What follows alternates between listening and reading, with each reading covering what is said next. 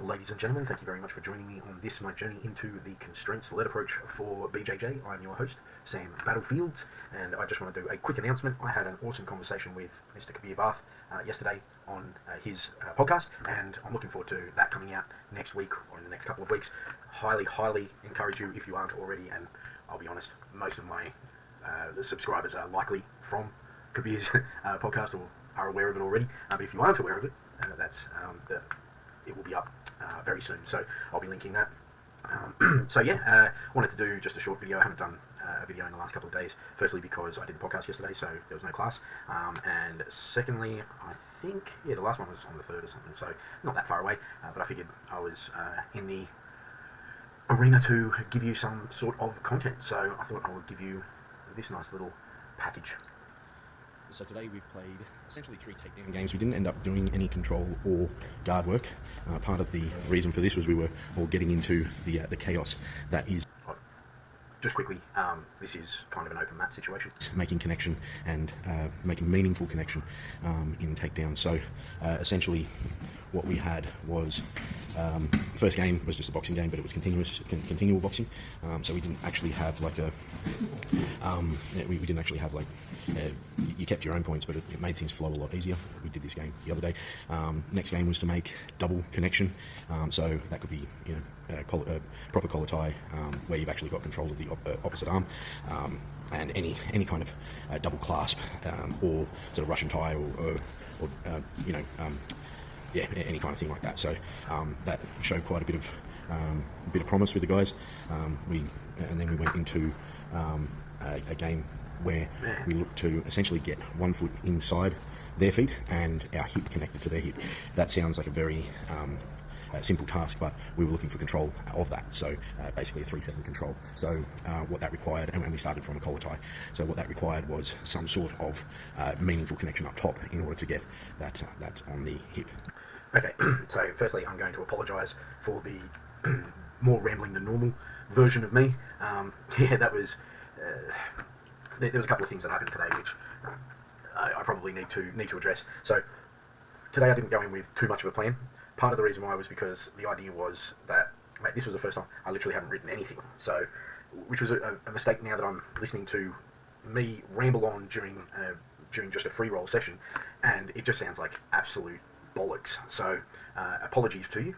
So initially what it was, first game was just palm on the shoulder or torso, and we removed the point situation because the points situation, it got really stilted, so it was no longer this flowing, like, I'm going to try new things. It was just like, I'll go for the shoulder, and I got blocked, and there was just no flow to it. So by making that into a continuous minute-long game, there was a lot of flow. Second game was essentially just get double connection on or around, so on one limb or around the torso. And I described that even worse in that video. I described that even worse when I described it much better, but I did a whole heap of demonstrations. So there was things like I would just flow through them during the demonstration. So I was like, I don't care if you get this, if you get this, if you get this, if you get this. It's about the connection that you're making. So I think there was mention in that Ed Kabir podcast the other day where some people like to sort of do several, not really put an emphasis on a position or what they want to do, but give like a variety of options. I wanted to try that, but I think that's relevant with a white belt like Will is, but I think that there is other opportunities there to maybe not so much talk about that, because when you've got control of someone's limb, of someone's torso, of someone's head, essentially. So that game was good, and then we were kind of learning a whole heap of stuff around, where the collar tie actually is and all this kind of thing. Anyway, we went into the last game, and the last game was awesome. But again, I was like, there was a game that Aaron wanted to play. My initial thought when I planned the session was, Aaron came to me saying, this is what I would have done. So on Wednesday, he said, this is the game I would have played if I'd taken the class. And it was very similar to mine. So essentially it was get the underhook. Well, actually, it wasn't get the underhook. It was get the collar tie, and then you have to get your foot on the inside and your hip connected to their hip. And I thought, well, that's similar to what I wanted to do, in that it would be get the collar tie, but then you have to have control and get your hip to the opposite side of their hip. And unfortunately I mashed them together, because I was like, what was the game you wanted to play, Aaron? And he started explaining the game, and then added in some other things up top, and I I bit my tongue and a little bit in that I was like, no, just pare back, don't give away too much, let them figure it out. The goal is to be in control and have your hip connected to their hip. That's the goal. That's the only goal. And if that's the case, everything else kind of works around it. But what ended up happening is he gave several scenarios what you could do with your arms, and because I tried to mash it together with my idea of with my game of getting it to the opposite hip, it just went out into this like cacophony of directions and things, and I just went, oh no, let's just stick to the one that Aaron wanted to do. And like the emergent behaviour required you to do the things that you couldn't do the thing that the goal, the final goal, you couldn't do that without doing the secondary goal. So the secondary thing being that you had to get an underhook of some sort in order to execute this thing. So in hindsight, we sat down afterwards and kind of debriefed on it, and I in my mind I was like, yeah, okay, what I would have done now, and this is not what well, this is exactly what ecological dynamics is. You review your own performance.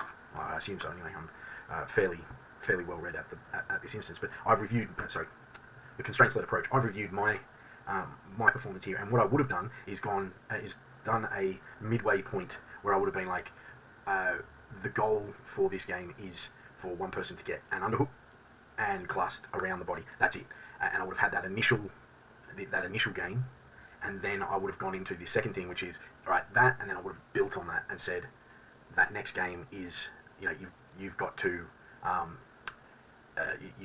I would have just said get the hip. Actually, that's a good point. Would I have stipulated the two? I probably would have, to be honest. I probably would have. So, as in accidentally. But now that I'm thinking about it, it's smarter to keep those as if they were two separate things, but it makes sense because then people are going to mash them together. That's an interesting one, because that's essentially providing sort of limited affordances that have one outcome. That outcome allows is kind of a pathway to. Maybe I'm overthinking it. I think I really do need to, again, at least map out, maybe not plan out, but map out what the session's going to look like, and with takedown week, and in the future what I'll be looking to do is make that like 3 weeks or something like that. I genuinely think we need a longer period of time on that, on the standing portion. Here's the thing though, the discussion afterwards, or the discussions during, well, the discussion afterwards, I had coffee with Aaron, is we feel so confident. Here's the chaos. So here's something. I got a double ashy on Will today, and the calmness with which he dealt with it. So he just dealt with it with this calm demeanor. Like he systematically, did the basic 3 things. He calmly kept my arm away so I couldn't get leverage, and he just worked slowly to get the leg free. And he's only been doing this for a relatively short amount of time, and here he is, where anyone else is going, this is the chaos. He's just chilling, And I thought that was a grand, high praise, I suppose, because this is clearly working, and the fact that we're dealing with the chaos at the start of a technique that's not dealt with when you're showing things like, I'm going to show an Uchimata, I'm going to show an Asotogari, I'm going to show a this. Like, I get thrown on my ass, and I've had almost like a little whinge session, because the amount of times that being the uke and just getting thrown, and I'm a fucking big boy, and so I'm getting thrown smack, and then, all right, partner up and go and get thrown, and others fucking settle. So in a night, or in a day, I'd be hitting the deck with all of my weight 20, 30 times, minimum. And then trying to find that in practice, whereas what this does is it's teaching all the stuff that leads up to that, without that heavy damage that I can take to the body. It's everything leading up to that. It's the chaos. It's flowing through the chaos to get to a point where you can execute those things, or that you can defend against those things. And so, yeah, I find that just the last 3 months or 2 months, I think, is when I started doing the 20-20-60. That has really improved the confidence. And I think that's across the board as well. I'm now.